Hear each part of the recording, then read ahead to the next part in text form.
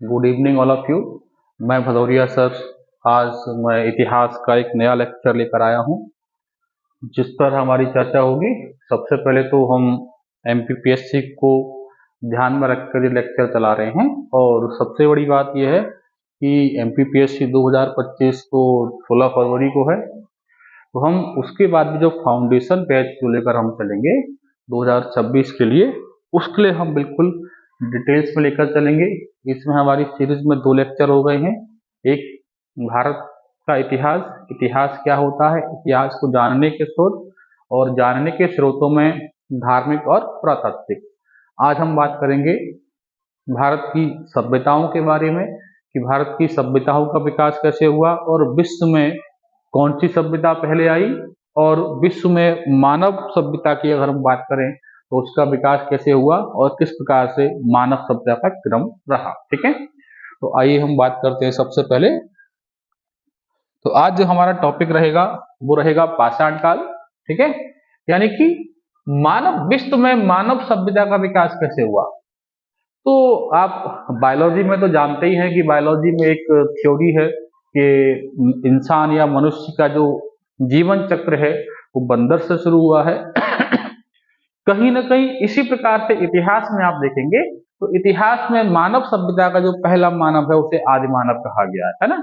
और आदिमानव का जो जीवन काल है, जो आदिमानव का समय है, उसे पाषाण काल कहा गया है। और ऐसा माना जाता है कि पाषाण काल में आदिमानव रहे थे, और आदिमानव से ही विकास होते होते जो है महामानव में कन्वर्ट हुए, महामानव से आधुनिक मानव में कन्वर्ट हुए, जैसे हम विज्ञान की भाषा में होमोसेपियंस कहते हैं। ठीक है, तो आज हम बात करेंगे पाषाण काल के बारे में कि पाषाण काल में मनुष्य का विकास कैसे हुआ, या मानव का विकास कैसे हुआ। ठीक है, तो पाषाण काल को अगर हम देखेंगे तो पाषाण काल को हमने 3 भागों में डिवाइड करके रखा हुआ है।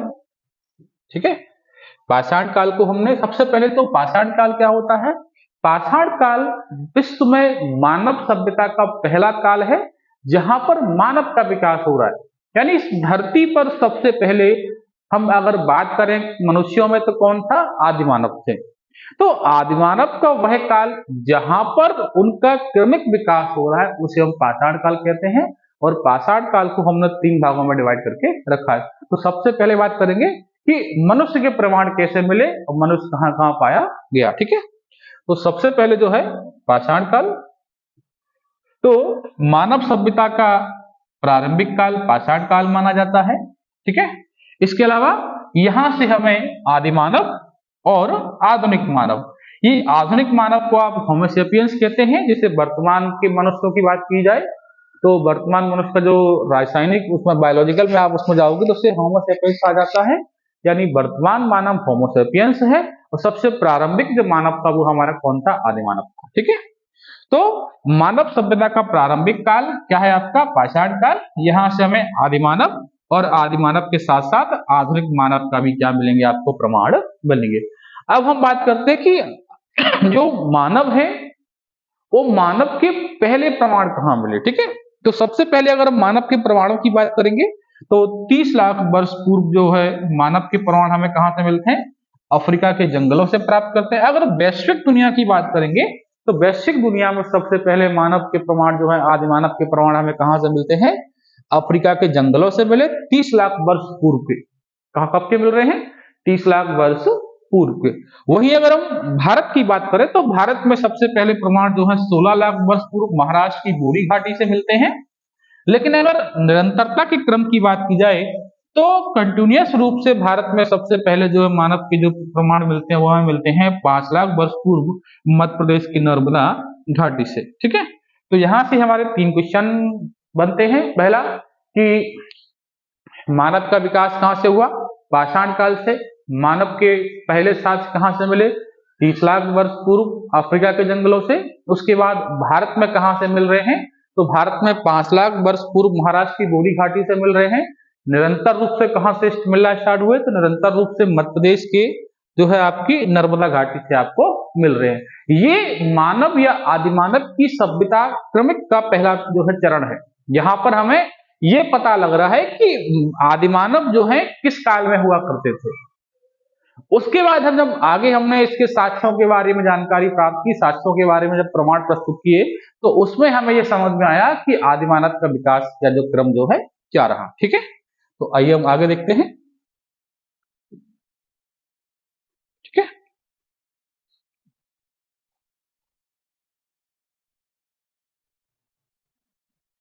चलिए, तो जैसा मैंने आपको बताया था कि पाषाण काल को हमने 3 भागों में डिवाइड करके रखा हुआ है। पहला है हमारा पुरा पाषाण काल, दूसरा है हमारा मध्य पाषाण काल, और तीसरा है हमारा नव पाषाण काल। अगर आपको, ठीक है, तो 3 भाग हैं, पुरा पाषाण, मध्य पाषाण और नव पाषाण। यानी कि तीनों कालों को इस प्रकार से डिवाइड किया गया है, इन तीनों ही कालों में जो आदिमानव है उसका कहीं ना कहीं विकास का क्रम बदला है। तो विकास के क्रम के बदलने के साथ ही हमने इतिहास में इस पाषाण काल को 3 भागों में डिवाइड करके रखा। पाषाण काल में जो पुरा पाषाण काल है वो सबसे पहला चरण है, मध्य पाषाण काल है वो उसका दूसरा चरण है, नव पाषाण काल है वो उसका तीसरा चरण है। ठीक है, अब पुरा पाषाण काल की अगर हम बात करेंगे तो सबसे पहली बात है कि अगर आप इस फोटो को देखिए, है ना, ये फोटो आपको सारी कहानी कह रहा है कि पाषाण काल का मनुष्य कुछ इस प्रकार का था, जंगलों में जाता था, शिकार करता था, और शिकार को कुछ इस प्रकार से जो है संग्राहक के तौर पर घर लेकर आता था, यानी जहां पर वो निवास कर रहा है ना। साथ में आप यहाँ देखेंगे आपको पालतू जानवर मिलेंगे, साथ में कुछ जो शिकार करने वाले जो शिकार हुए जानवर उनकी हड्डियां मिलेंगी, और यहाँ पर आप देखेंगे तो ये आदिमानव जो है वो कहीं ना कहीं हथियार डिजाइन कर रहे हैं। यानी कि आप जब इसको इस चित्र को देखेंगे तो कहीं ना कहीं आपको स्पष्ट नजर आएगा कि पाषाण काल का मनुष्य जो किस प्रकार का रहा होगा, यानी जीवन यापन करने के लिए उसने किस प्रकार की शैली जो है अपनाई होगी। ठीक है, तो सबसे पहले हम बात करेंगे आप यहाँ पर इसी प्रकार से अगर आप ये वाला चित्र देखेंगे तो यहाँ पे आपको दिख रहा होगा ये आदिमानव है, ये जंगलों से शिकार करके ला रहा है और अपने जो है कंधे पर लाद के ला रहा है। उसी प्रकार से यहाँ आपको क्लियर दिख रहा होगा, ये आपको हथियार यहाँ पर दिख रहा होगा, और इधर आप देखेंगे एक गुफाओं में जो है रहने वाले आदिमानव जो गुफाओं में रहा करते थे। ठीक है, तो कहीं ना कहीं इन चित्रों से आपको क्लियर समझ में आएगा कि पाषाण काल में आदिमानव किस प्रकार से रहता होगा। ठीक है, अब हम चर्चा करेंगे क्रमिक रूप से। तो अगर आप पहले काल की बात करेंगे पुरा पाषाण काल की, तो ये आदिमानव का पहला काल माना जाता है। यहां से अब देखिए आदिमानव की जो जीवन शैली है वो शिकार पर आधारित है, क्योंकि उनको बाहरी दुनिया में शिकार के अलावा कोई और क्रमिक वस्तु के बारे में जानकारी नहीं है जिससे वो अपना जीवन यापन कर सकें, और कोई खास सामग्री के बारे में जानकारी नहीं है। इसीलिए पाषाण काल का मनुष्य जो है या जो मानव है वो केवल और केवल शिकार पर भारित था। किस पर भारित था? शिकार पर, यानी कि उसे केवल शिकार करना आता था, और इसी शिकार के आधार पर पाषाण काल के आदिमानव ने अपना जीवन यापन जो शुरू किया था। अब शिकार कैसे करोगे? आप छोटे जानवर हो चाहे बड़े जानवर हो, अगर आपको शिकार करने के लिए हथियार नहीं है तो आप शिकार नहीं कर सकते, है ना। इसीलिए पुरा पाषाण काल में अब आप हथियार देखेंगे तो ये कहीं ना कहीं हथियारों का प्रमाण है कि पुरा पाषाण काल में हथियार बड़े हुआ करते थे, अपरिष्कृत हुआ करते थे, रफ थे, उनका कोई डिजाइन नहीं था। जैसा भी हमको पत्थर मिल गया हमने उसी पत्थर के आधार पर क्या है हमने हथियार बना लिए। इसीलिए आपको स्पष्ट दिखेगा कि पाषाण काल में अपरिष्कृत, बड़े, खुरदुरे और भारी औजार प्राप्त हुए। क्योंकि उनको बहुत ज्यादा नॉलेज नहीं है, इसलिए इस काल के मनुष्य ने हथियार तो बनाए, औजार तो बनाए, लेकिन वो औजार बहुत ज्यादा वेल डिजाइन नहीं थे। जैसा पत्थर हमें मिला उस पत्थर को हमने लकड़ी में बांधा और हैमर बना लिया, या छोटे पत्थर पैने पत्थर मिले हमने उसको लकड़ी में बांधा और भाला टाइप का बना लिया ताकि हम जो है शिकार कर सके। इसीलिए इस काल में आपको कोई भी औजार जो है डिजाइन या जो है परिष्कृत नहीं मिलेगा। आप सामने देख रहे होंगे ये सारे उनके हथियार ही हैं जो डिजाइन नहीं है, अपरिष्कृत हैं, बड़े हैं और खुरदुरे हैं, है ना। इसलिए क्लियर आपको दिखेगा कि पाषाण काल में मनुष्य कैसा था? अपरिष्कृत, बड़े, खुरदरे और भारी औजार का प्रयोग करता था। साथ ही मैंने आपको बताया कि उस काल में शिकार के अलावा कोई और ऑप्शन नहीं था आदिमानव के पास, इसीलिए पाषाण काल का जो आदिमानव शिकार पर या आखेटक, क्या बोलते थे इसको, आखेटक, है ना,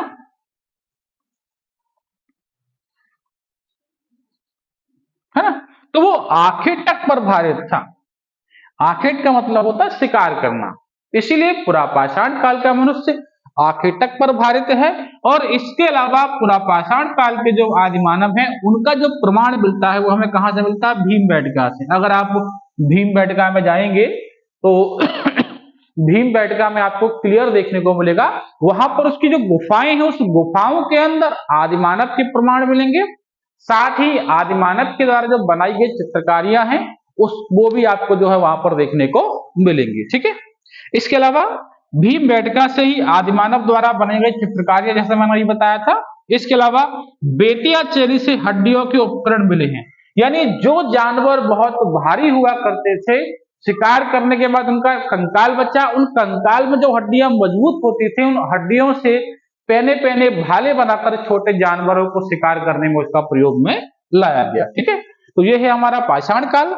इसके बाद अब अगर मध्य पाषाण काल देखेंगे तो मध्य पाषाण काल में कहीं ना कहीं आदिमानव का बौद्धिक विकास हुआ, जब उनको लगने लगा कि बहुत भारी हथियार हैं, भारी हथियारों के साथ शिकार करना इतना आसान नहीं है।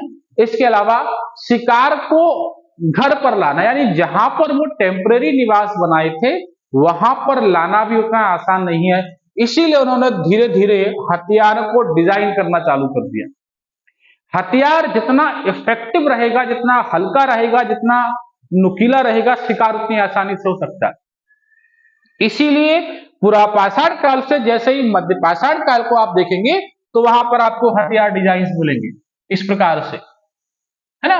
ये जो है लकड़ी है, लकड़ी के अंदर हथियार को डिजाइन किया गया, आपको क्लियर दिखेगा, है ना। यानी कि जो बड़े बड़े अब खुदरे हथियार थे, अब उन्हीं हथियारों को डिजाइन करके जो है बनाना चालू कर दिया, ताकि हम शिकार भी आसानी से कर सकें और शिकार को घर तक आसानी से लाया जा सके। अब आपका हथियार ही 40 किलो का है तो आप 40 किलो का शिकार घर पर कैसे ला सकते हो। हाँ, अगर आपका हथियार बहुत हल्का है, 5 किलो का है, 6 किलो का है, तो आप बड़ी आसानी से शिकार को कंधे पर ला देंगे, अपने हथियार को हाथ में पकड़ेंगे और आसानी से शिकार को अपने टेम्परेरी घर तक ला सकते हैं। इसीलिए जो है मध्य पाषाण काल में आप देखेंगे तो वहां पर क्या हुआ, हथियार परिष्कृत हो गए, डिजाइन हो गए, पहने हो गए, हथियार हल्के हो गए, जिससे क्या हुआ कि मध्य पाषाण काल का जो आदिमानव है वो क्या करने लगा, आखेटक के साथ साथ खाद्य संग्राहक भी हो गया। क्या हो गया, आखेटक के साथ साथ खाद्य संग्राहक। क्योंकि हथियार कम जो छोटे हो गए, हल्के हो गए, तो अब वो 40 किलो, 50 किलो, 60 किलो का जो शिकार है उसको बड़ी आसानी से कंधे पर रखेगा और अपने घर तक ले आएगा और उसको स्टोर करके रखेगा, ताकि उसको 2-4 दिन जो है शिकार करने की आवश्यकता ना पड़े। अब शिकार ही बहुत बड़ा भारी किया है, उसको घर नहीं ला सकते हैं, उसको वहीं छोड़ना पड़ेगा, अब अगले दिन फिर से शिकार पर जाना पड़ेगा। तो उसका पॉजिटिव इफेक्ट यहां पड़ा कि अब वो क्या हो गए, संग्राहक हो गए। क्या हो गए, संग्राहक हो गए। तो अब जो है शिकार को घर भी लाने लगे। इसके अलावा इस काल का जो मनुष्य पशुपालन भी करने लगा, यानी कि छोटे छोटे जानवर थे जो उनकी सुरक्षा में काम आते थे वो भी करने लगे। इसीलिए जो है आपको कुत्ता पालतू पशु के रूप में आपको दिखाई देगा, क्योंकि कुत्ता जो है, अब आप शिकार लेकर आए, अब उस शिकार के साथ अगर जंगल से कोई बड़ा जानवर आ जाए, वो हमला कर दे, तो कहीं ना कहीं बहुत दिक्कत हो जाएगी। इसीलिए आदि मानवों ने उन शिकारों की रक्षा के लिए अपने साथ पालतू जानवर रखना प्रारंभ कर दिया, ताकि वो शिकार की रक्षा तो करेंगे ही करेंगे, साथ में पालने वाले मालिक की भी रक्षा करेंगे। इसीलिए आपको मध्य पाषाण काल में क्या दिखेगा, पालतू जानवर दिखेंगे, इसके अलावा खाद्य संग्राहक दिखेगा, और साथ ही यहां पर अब वो टेम्परेरी घर बनाने लगे। क्या बनाने लगे, घर, यानी कि अब वो कुछ समय तक एक ही स्थान पर रुकने लगे, ताकि अगर हम कहीं शिकार करने निकल रहे हैं वहां पर एक टेम्परेरी घर बनाएंगे और हम वहां पर रुककर अपने जीवन यापन में कुछ दिन बिताएंगे। ठीक है, तो ये चेंज हुआ पूरा पाषाण काल से मध्य पाषाण काल के बीच। हथियार चेंज हुए, बौद्धिकता का विकास हुआ, उन्होंने जो है संग्राहक हो गए, पालतू पशुओं को जो है जानवरों को पालने लगे, साथ में टेम्परेरी घर बनाने लगे। तो कहीं ना कहीं ये क्रम जो है विकास का है। पूरा पाषाण काल से मध्य पाषाण काल आते आते आदि मानव का इस प्रकार से विकास हुआ। ठीक है, आगे देखते हैं। अगला है हमारा नव पाषाण काल। आपको इमेज क्लियर दिख रही होगी। ये आप जो आदि मानव है ये कहीं ना कहीं क्या कर रहे हैं, कृषि कर रहे हैं, यानी कि कहीं ना कहीं टेक्नोलॉजी इतनी विकसित कर ली उन्होंने कि अब वो शिकार के साथ साथ कृषि भी करने लगे। जैसा मैंने आपको बताया मध्य पाषाण काल में टेम्परेरी घर बनाने लगे, घर में रहने लगे, शिकार के साथ साथ कहीं ना कहीं वो जंगल से फल फ्रूट भी लाते होंगे, वो भी खाते होंगे, उनके जो बीज हैं वो आसपास फेंकते भी होंगे। बरसात के मौसम में अगर वो बीज उगकर बाहर आ गया, पेड़ बन गया, पौधा बन गया, तो उनको लगा होगा कि यार हमने तो जंगल के कुछ फल वगैरह खाए थे, वो हमने यहाँ फेंके थे, यहाँ पर तो पेड़ आ गए, अब वो पेड़ फल देने लगे। तो उन्हें कहीं ना कहीं बौद्धिक विकास हुआ कि अगर हम इसी प्रकार से अगर हम खेती करने लगे या हम जो बीज हैं उनको संग्राहक करके उनको आसपास डालने लगेंगे तो ये भी हमारा एक जो है खाद्य संग्राहक के रूप में तैयार हो जाएगा। इसीलिए नवपाषाण काल में जो है कृषि की खोज हुई है ना। तो नवपाषाण काल का मनुष्य आखिर तक तो करता ही था, साथ में खाद्य संग्राहक था और स्थायी जीवन भी जीने लगा, क्योंकि हथियार डिजाइन हो गए, पालतू पशु आ गए, इसके अलावा जो है कृषि भी करने लगे। अब कृषि को तो बहुत टाइम लगता है। अगर आप किसी फसल को बोएंगे 2 महीने, 3 महीने, 40 दिन, 50 दिन लगते हैं। अब 40-50 दिन आपको रक्षा करनी पड़ेगी। तो कहीं ना कहीं आदिमानव अब उस फसल के कारण से स्थायी निवास बनाने लगे, जिसके कारण से जैसे ही आप नवपाषाण काल देखेंगे तो वहां पर एक शब्द आएगा स्थायी जीवन, यानी कि आदिमानव जो है नवपाषाण काल में आते आते क्या करने लगे, स्थायी जीवन जीने लगे। ठीक है, इसी प्रकार से नवपाषाण काल में आग का प्रयोग किया गया। किसका प्रयोग किया गया? आग का, है ना।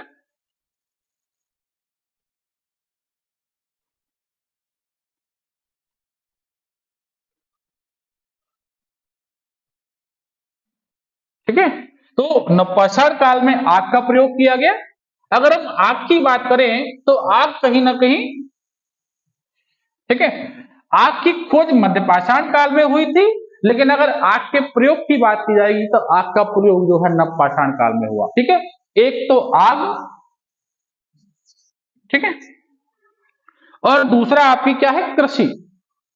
आग, कृषि और पहिया, क्योंकि मध्य पाषाण काल आते आते जैसे ही इनको लगा कि कहीं ना कहीं हम बहुत बड़े बड़े जानवरों का शिकार करेंगे और ये जानवर अगर हम घर लेके जाना है तो हमें कहीं ना कहीं ऐसे साधन ढूंढने पड़ेंगे जो साधन हमें क्या करें, जो साधन कहीं ना कहीं हमें बड़े बड़े जानवरों को घर तक ले जाने में हेल्प करें।